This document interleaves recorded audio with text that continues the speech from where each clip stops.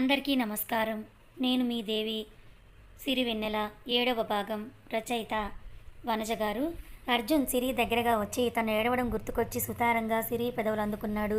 సిరికి దెబ్బకి నిద్రమత్తు వదిలి అర్జున్ కడ్డు చెప్పలేక తను కూడా ముద్దును సహకరించక తప్పలేదు. అర్జున్ ముద్దును కొనసాగిస్తూనే వెనక్కి వాలాడు. శ్వాస భారం అవుతుందనగా సిరిని వదిలాడు. సిరి సిగ్గుగా కళ్ళు మూసుకుంది అనుకున్నాడు. కానీ మూసి ఉన్న కనురెప్పల చాటు నుండి కన్నీళ్లు కారుతూనే ఉన్నాయి. ఆ కన్నీళ్లు చూసి అర్జున్ మనసు చివుక్కుమంది. సిరి ముఖాన్ని దోసిట్లో తీసుకొని నుదుటి మీద తన పెదవులు నిలిపాడు. బంగారం, ఒకసారి నన్ను చూడమ్మా. అయినా సరే సిరి అర్జున్ని చూడలేదు. కళ్ళు మూసుకునే ఉంది. ప్లీజ్ రా సిరి, నా మాట విను.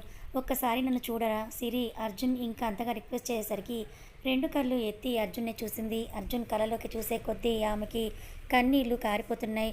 అలాగే చూస్తూనే అర్జున్ని గట్టిగా హక్ చేసుకుంది. ఎంతగా అంటే ఇద్దరి మధ్యన గాలి కూడా దూరలేనంతగా. అర్జున్ సిరి అని ఏదో చెప్పేలోపే అర్జున్ పెదవులకు తన పెదవుల్ని జత చేసింది సిరి. ముందు షాక్ అయినా కూడా కోరిన చర్య, కట్టుకున్న పెళ్ళాం ప్రేమగా తనంతట తానుగా ముద్దు ఇస్తూ ఉంటే భర్తగా అతను మారిన ఏ చిలికాడైనా సరే ఎందుకు వద్దంటాడు? తను కూడా ముద్దుకు జత కలిపాడు. సిరి కన్నీళ్లు తన కళ్ళల నుండి అర్జున్ మీద పడి నేరుగా తన గుండెని తాకగానే అర్జున్ ముద్దులో గాఢతను పెంచాడు. చివరిగా సిరి పెదవులకి ఒక స్మాల్ లవ్ బైట్ ఇచ్చాడు. దెబ్బకు సిరి అర్జున్ని వదిలి తన పెదవి చూసుకుంది. చేతికి బ్లడ్ తగిలి అర్జున్ వైపే చిరుకోపంగా చూసింది. అర్జున్ అల్లరిగా నవ్వాడు. సిరి అర్జున్ని పక్కకు తోసి మెల్లిగా పైకి లేచింది. లంచ్ టైం అయింది, భోజనం చేద్దరు కానీ పదండి. అర్జున్ సిరి చేతిని పట్టుకొని లాగాడు. దెబ్బకు వచ్చి సిరి అర్జున్ ఒళ్ళో వాలింది. సిరి వెంట్రుకలు చెవుల వెనక సవరిస్తూ, ఈరోజు నువ్వు తినిపించవా సిరి అని గారాలు పోతూ అడిగాడు. సిరి ఏం మాట్లాడకుండా పైకి లేచి అర్జున్ వైపు ఒకసారి చూసి ఫేస్ వాష్ చేసుకుని జుట్టు మొత్తం కొప్పు కట్టి ఫ్లక్కర్ పెట్టేసి కిందకు వెళ్ళింది. పిన్ని, సారీ పిన్ని. నువ్వే చేసావా వంట? ఇదిగో సిరమ్మ, నీకు చెయ్యి బాలేదు కాబట్టే చేశాను. నువ్వు ఇంకోసారి సారీ చెప్పి నన్ను పరాయిదాన్ని చేయకు సిరమ్మ. అలా కాదులే పిన్ని, నీకు శ్రమ అవుతుంది కదా, అందుకని అన్నానులే. అయినా నువ్వు పరాయిదానివేంటే, నువ్వెప్పుడు నా పిన్నివే. అది మా సిరమ్మ అంటే. ఇంతకీ ఏం చేసావు పిన్ని? కూరగాయలు అయిపోయినట్టున్నాయి సిరమ్మ, అందుకని బెండకాయలు ఉంటే అవే చేశాను అని అంటుంది కనకం. సరే పిన్ని అంటూ, అయ్యో అర్జున్ గారు బెండకాయ తినరు కదా, ఇప్పుడు ఎలా అనుకుంటూ కిచెన్లోకి వెళ్ళి ఎగ్స్ తీసుకుని ఆమ్లెట్ వేసి ప్లేట్లో అన్నం, ఇంట్లో ఎప్పుడు ఉండే టమాటా కర్రీ వేసుకొని ఆమ్లెట్ పెట్టుకొని ఒక కప్లో పెరుగు వేసి ఫ్రిడ్జ్లో నుండి ఒక కూల్ వాటర్ బాటిల్ తీసుకొని పైకి వెళ్ళింది. సిరమ్మ, పైకి తీసుకెళ్తున్నావా? అవును పిన్ని. మరేంటి కొంచెమే పెట్టుకున్నావు? నువ్వు కూడా తినేయమా అని ఇంకొంచెం ఎక్కువ పెట్టింది. సిరి రూమ్లోకి వెళ్ళేసరికి అర్జున్ ల్యాప్టాప్లో గేమ్ ఆడుతూ కనిపించాడు. అర్జున్ అటు ఇటు హ్యాండ్స్ మూవ్ చేస్తూ కంప్లీట్గా గేమ్ ఎంజాయ్ చేస్తూ ఆడుతూ ఉంటే అప్పుడే హెడ్ బాత్ చేసిన కారణంగా అర్జున్ సిల్కీ హెయిర్ అటు ఇటు ఊగుతూ నుదురు మీద అల్లరి చేస్తూ ఉంటే వైట్ స్కిన్ టోన్గా ఉన్న బాడీ అతను వేసిన బ్లాక్ టీ షర్ట్లో ఇంకా అట్రాక్టివ్గా కనిపించింది. సిరి ఒక క్షణం అర్జున్ని అలాగే చూస్తూ ఉంది. మిమ్మల్ని ఎప్పుడు చూసినా అబ్బాయిలు కూడా ఇంత అందంగా ఉంటారా అని నాకు అనిపిస్తూ ఉంది అర్జున్ గారు. మా ఆయన బంగారం కాదు కాదు బంగారు చందమామ అని మనసులో అనుకుంటూ లోపలికి వచ్చింది సిరి. ఏమండి, ఏంటి గేమ్స్, ముందు తినండి ఫస్ట్ అని అంటూ ల్యాప్టాప్ని పక్కకు తీయడానికి ప్రయత్నించింది సిరి. కానీ అర్జున్ సిరి బుర్ర బాగా వేడెక్కిపోయింది. జస్ట్ కాసేపు రిలాక్స్ కోసం అంతే అని అంటూ సిరి చేతుల్లోని ల్యాప్టాప్ని లాక్కొని మళ్ళీ గేమ్ ఆడటం స్టార్ట్ చేశాడు. సిరికి అర్జున్లో ఒక నిమిషం పసిపిల్లోడు కనిపించాడు. కానీ రిలాక్స్ కోసం అని చెప్పేసరికి ఏం మాట్లాడకుండా అన్నం కలిపింది. పొద్దున్న వేలుకు తెగిన చోట కూర తగలడంతో మంట పుడుతున్నా కూడా ఆ బాధని అణిచిపెట్టి ఒక్క ముద్దలో ఆమ్లెట్ పీస్ పెట్టి అర్జున్కి ప్రేమగా తినిపించింది. ఒక 2 ముద్దలు తినిపించాక అర్జున్ గేమ్ ఆపేసి తన వరకు వచ్చిన సిరి చేతి ముద్దని తన నోట్లోనే పెట్టాడు. తను తింటూ సిరి చేత్తోనే తిరిగి తినిపిస్తూ కాసేపు ఆ టైంని ఎంజాయ్ చేశాడు. సిరి చివరిగా పెరుగన్నం కలిపి అర్జున్కి పెట్టింది. అర్జున్ కూడా మళ్ళీ గేమ్ ఆడుతూ మొత్తం తినేశాడు. సిరి లాస్ట్లో తన చీర కొంగుతో మూతి తుడిచి దిష్టి తీసింది. అర్జున్కి తినిపిస్తూనే తను కూడా కడుపు నిండా తినేశాను అనుకుంది. కానీ అర్జున్ పక్కన ఉండి తినేసరికి 4 ముద్దలైనా సరే సిరి కడుపు నింపేశాయి. సంతృప్తిగా భోజనం చేసింది. రోజులో ఒక్క పూట ఇలా మీతో కలిసి తింటే చాలు అర్జున్ గారు అనుకుంది. సిరి కిందకి వెళ్ళి ప్లేట్ సింక్లో పడేసేసి కనకంకి సారథికి తనే దగ్గర ఉండి భోజనం వడ్డించింది. వాళ్ళు తినేశాక కాసేపు రెస్ట్ తీసుకోండి బాబాయ్ అని సిరి తన రూమ్లోకి వెళ్ళిపోయింది. అర్జున్ కాసేపు వాకింగ్ చేసి వచ్చి బెడ్ మీద కూర్చున్నాడు. సిరికి ఏం చేయాలో తెలియక బెడ్ మీద ఒక పక్క కూర్చుంది. ఏంటి సిరి, నాతో మాట్లాడటానికి మాటలు కరువయ్యాయా అలా ఏం లేదండి. మరి ఎందుకు ఇంత సైలెంట్ అయిపోయావు? అబ్బా నన్ను సైలెన్స్‌తో చంపకే అంటూ మెల్లిగా సిరి ఒళ్ళోకి చేరిపోయాడు. సిరి సడన్‌గా అర్జున్ తన ఒళ్ళోకి రావడంతో ఉలిక్కి పడింది. అర్జున్ సిరి నడుము చుట్టూ చేతులేసి సిరి ఒళ్ళో తలపెట్టుకున్నాడు. సిరి అప్రయత్నంగా అర్జున్ తలలో సున్నితంగా వేళ్లతో నిమిరింది. అర్జున్ హాయిగా అలాగే కళ్ళు మూసుకొని టెన్షన్స్‌కి అన్నీ తాత్కాలికంగా బ్రేక్ వేసి నిద్రలోకి జారుకున్నాడు. సిరి కూడా అర్జున్ తల నిమురుతూనే అలానే వెనక్కి వాలి కళ్ళు మూసుకొని నిద్రలోకి జారుకుంది. ప్రేమలో ఉన్న జంట పక్షులకి, అది కూడా దాంపత్య జీవితంలోని విరహ పక్షులకి ఒకరోజు విరహ విరామం కూడా కలహంలాగా అనిపిస్తూ ఉంటే, ఒకరి సాన్నిధ్యంలో ఒకరు సేద తీరుతూ ఆ మిట్ట మధ్యాహ్నాన్ని కూడా వెన్నెల రాత్రి అనుభూతిని పంచుకుంటూ మదిని ఊహల్లోనే విహరించమని స్వేచ్ఛనిచ్చి తనువులకు నిద్ర వరాన్ని అందించారు. 1 గంట 2 గంటలు గంటలు నిమిషాలు లాగా కరిగిపోతూ ఉంటే అర్జున్కే ముందుగా మెలకువ వచ్చి లేచి సిరిని ఒకసారి చూసి బాల్కనీలోకి వెళ్ళాడు. కాసేపటి తర్వాత లోపలికి వచ్చిన సిరి ఇంకా నిద్రపోవడం చూసి ఒక్క నిమిషం తన కంట్రోల్ లాస్ అయ్యి సిరికి దగ్గరగా కదిలాడు. అర్జున్ సిరికి దగ్గరగా వచ్చేసరికి సిరికి కూడా మెలకు వచ్చింది. సిరిని సరిగ్గా పడుకోబెట్టి తన మీదకి ఒరిగాడు. అడ్డుగా ఉన్న పౌటని పక్కకి తొలగించి ముందడుగు వేయబోయేంతలో ఫోన్ రింగ్ అయింది. అయినా ఆ నిమిషం అర్జున్ చెవులకి ఆ శబ్దం వినిపించలేదు.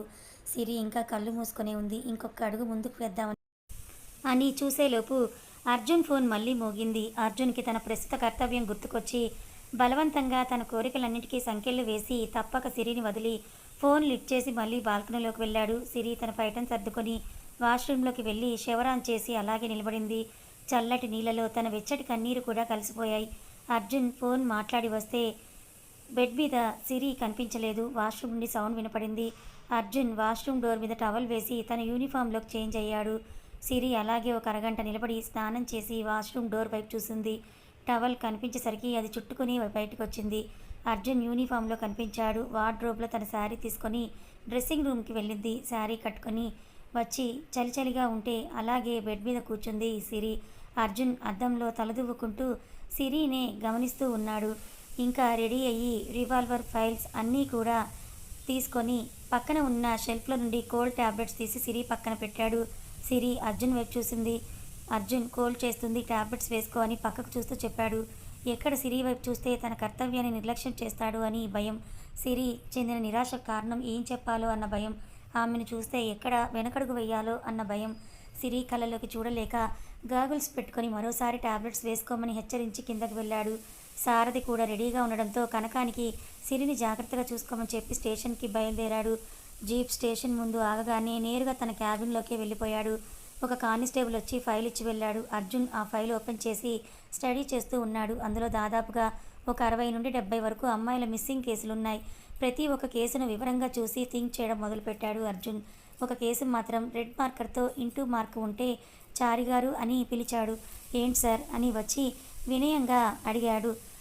ఈ కేసు ఎందుకు రెడ్ ఇంక్తో ఇలా స్ట్రైక్ చేస్తుంది అని అడిగాడు అర్జున్. సార్ అది ఆ అమ్మాయి దొరికిందంట సార్. ఎవరు చెప్పారు? ఎవరో ఫోన్ చేసి పలానా చోట ఆ అమ్మాయి ఇంటికి వచ్చేసింది, కేట్స్ కొట్టేయండి అని ఫోన్ చేసి చెప్పారంట సార్. వాట్? అలా ఎలా అంటారు? ప్రాపర్ ప్రాసెస్ ఏంటో మీకు తెలియదా? అంటే ఈ మధ్య చాలా మిస్సింగ్ కేసెస్ వచ్చాయి కదా సార్. ఇంకా ఇంటికి వచ్చేసింది అనగానే స్ట్రైక్ చేసేసాం సార్. ఈ కేసు ఏ స్టేషన్లో ఫైల్ అయింది? సార్ అది మన స్టేషన్లోనే. ఓకే, వెళ్ళి ఈ డేట్ సీసీ ఫుటేజ్ తీసుకునిరా అని చారిని బయటకు పంపి కేసుని ఇంకా డీప్గా థింక్ చేయడం మొదలుపెట్టాడు. ఇంకా ఇలా ఇంటికి వచ్చేసిన వాళ్ళు ఎవరైనా ఉన్నారేమో అని మిగతా కేసులు కూడా చూశాడు, కానీ లేవు. 60-70 మంది మిస్సింగ్ కేసెస్లో ఈ అమ్మాయి ఒక్కటే ఇంటికి రావడం ఏంటి అని తనలో తనే క్వశ్చన్ రైజ్ చేసుకున్నాడు. అర్జున్ ఆలోచిస్తూ ఉండగానే చారి ఒక పెన్ డ్రైవ్ తెచ్చిచ్చాడు. సిస్టమ్కి కనెక్ట్ చేయమని చారికి ఆర్డర్ వేశాడు. చారి పెన్ డ్రైవ్ని సిస్టమ్కి కనెక్ట్ చేసి అర్జున్ పక్కనే నిలబడ్డాడు.